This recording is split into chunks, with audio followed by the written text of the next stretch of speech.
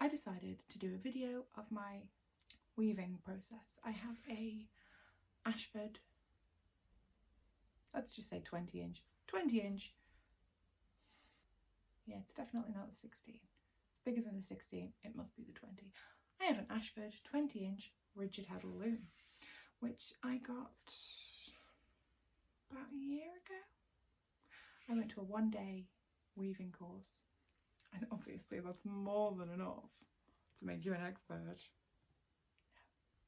I made one alpaca scarf. It's absolutely beautiful. The yarn is beautiful, I'm not saying, oh, my first scarf. It's a little bit, but you know. The weird thing with alpaca yarn I found is it's kind of oily. I don't know. It's supposed to be very high quality and not very itchy, but I still think it's kind of itchy, so I decided to make a blanket, an autumnal blanket. I'll judge from the curtains behind me. This is my living room, and it's dark blue. Darker than navy, I'd say. Dark navy, whatever. I decided to use navy, believe it or not. Ooh. But also orange. I know, very bold, opposite on the colour spectrum, but you know, complementary colours. What do you want? Doing my best here. Also a bit of this. What colour would you say this was? Could be really crap and just say, oh, it's yellow. It's not yellow. I don't know. This colour and a washed out looking brown. I'll show you how I warp up and all the rest of it. Let's go to some time lapse.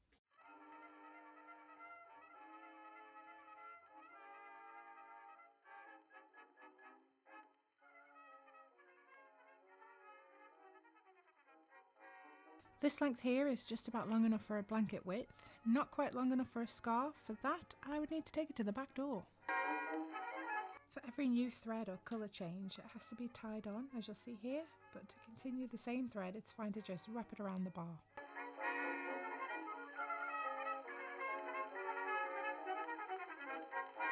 With this little hooky doodad, you just thread the yarn through the space in between the bars on the heddle.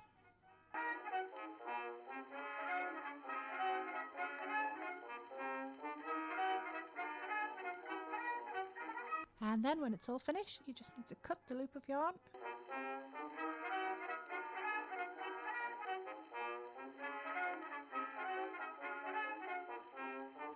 Just don't drop it.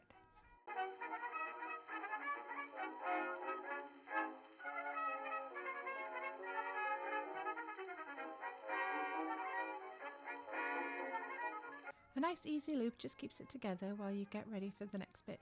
I've seen people braid it and do all fancy things, but a simple loop works just fine for me.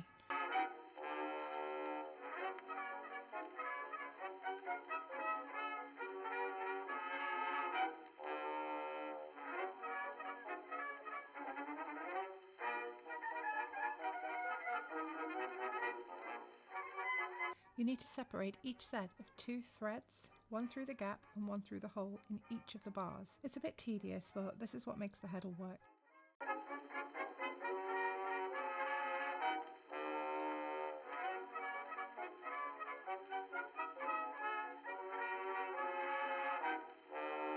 Once the threads are separated, they need to be tied up in groups all the way to the end and then tightened and retied until you have an even tension.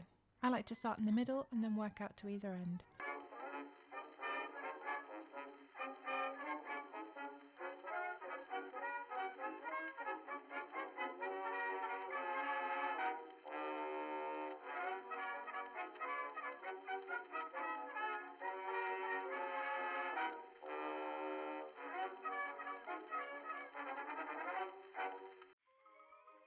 I'm well impressed with that mug.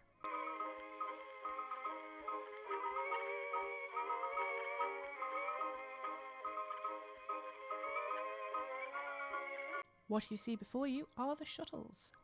The shuttles are what take the yarn through the weave left to right. Here I'm attaching the yarn with a loose knot and then wrapping it around the shuttle in a figure of 8 pattern.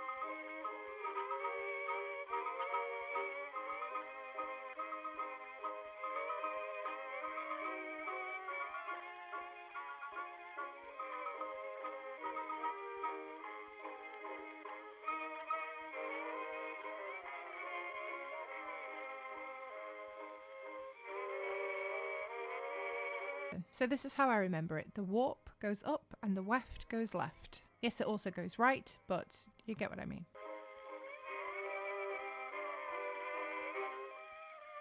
I use these cardboard pieces just to organise the thread and to sort out the tension without using up the yarn.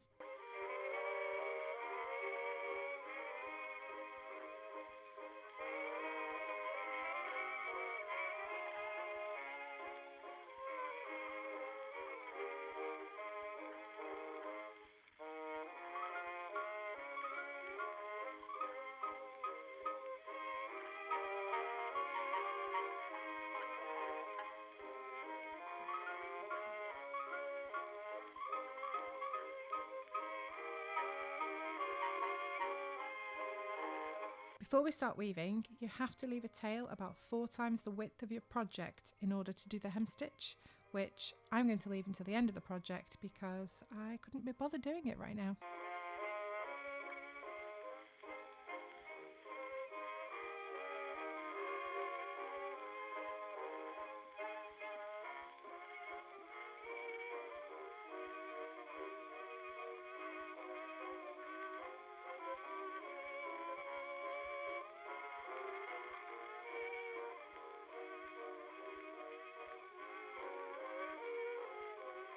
The first few rows are a bit fiddly, but it does get much easier as you go along.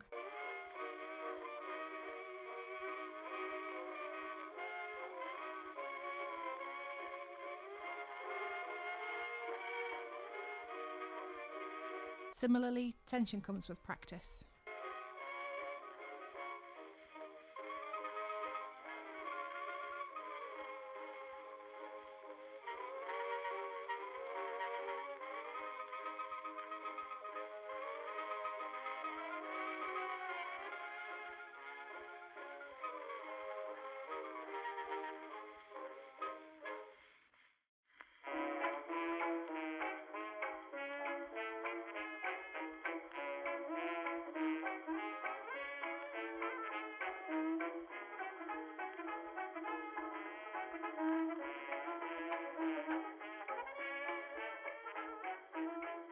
And here is where I knocked over my cup of coffee. Pro tip, keep your beverages out of the shuttle's way.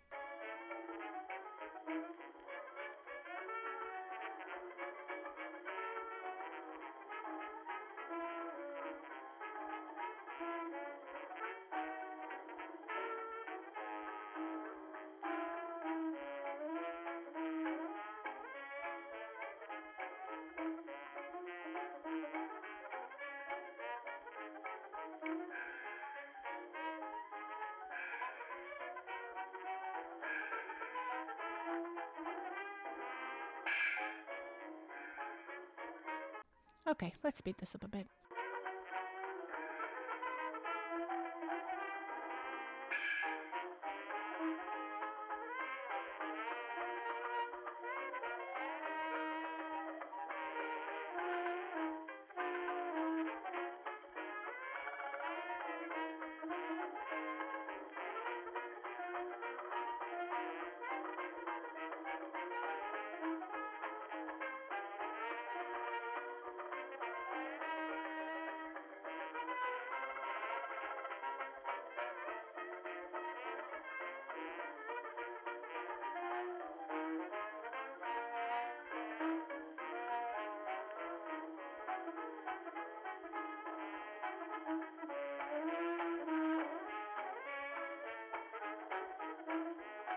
Okay, so what I've learned about getting your edges not too loose, not too tight, basically just hanging on to a little loop just on the edge, a tiny little bit, so it doesn't get too tight and look a mess. If you leave it too big, it's going to be flopping all over the place and also look a mess. So it's just something that you're just going to have to figure out for yourself.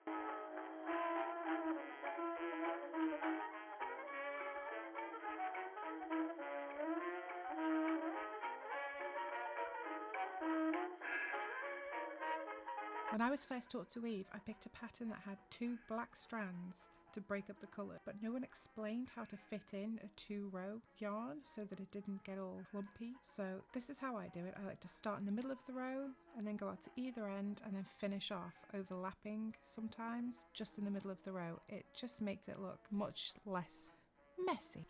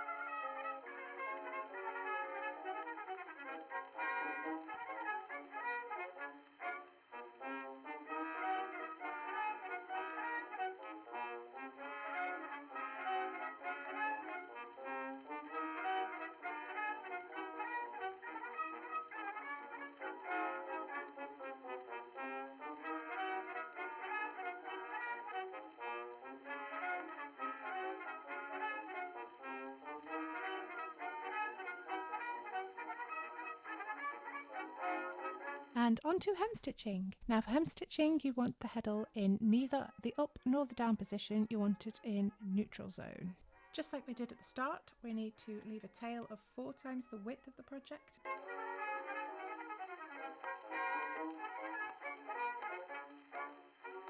This time we're going to snip the end and thread a darning needle.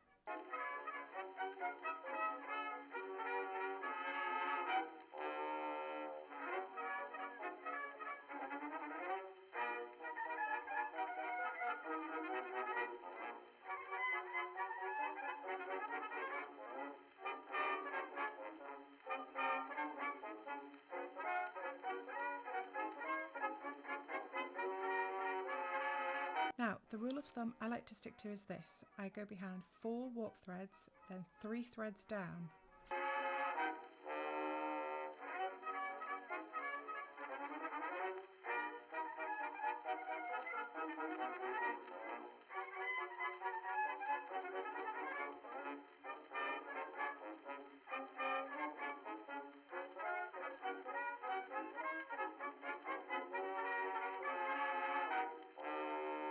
And watch me pull the tail the wrong way.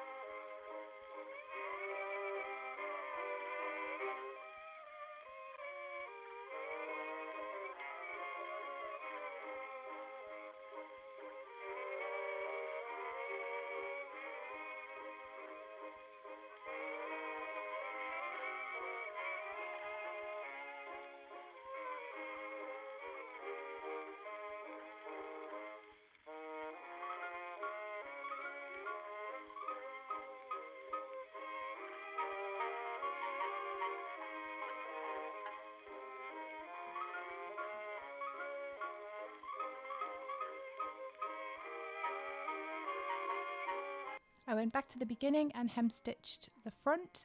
I did this off camera because the lighting was truly awful.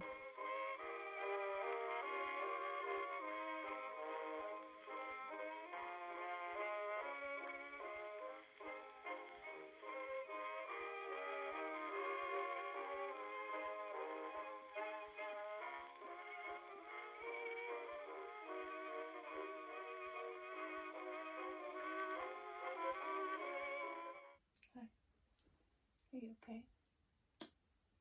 You smell of outside.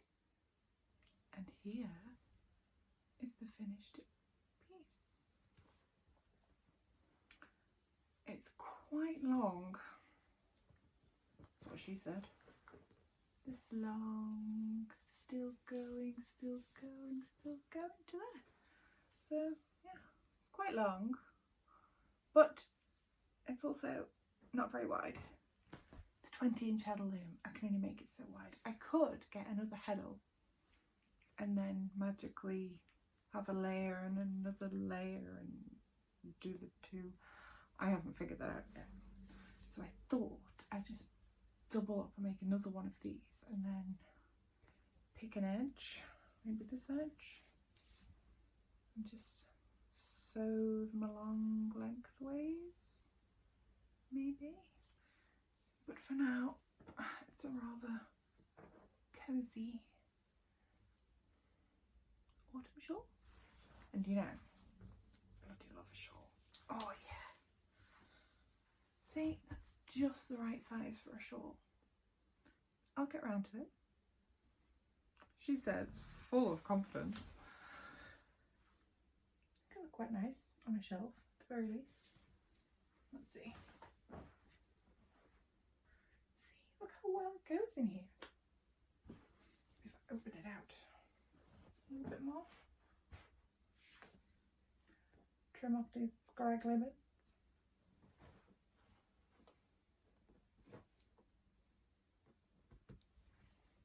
Thinking about making some textile toadstools.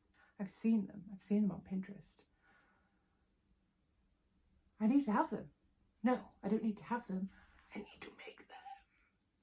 Is there a word for like seeing a thing and then needing to make it yourself? Like a non-English specific word just for that, because I think I need a word for that. But hey, if you fancy seeing me attempt textile mushrooms, maybe tune in next week. I don't know. Bye.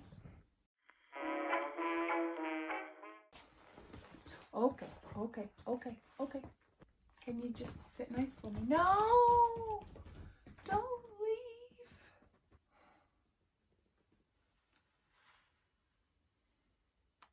Oh, I'm all tangled. Could you not, Lou?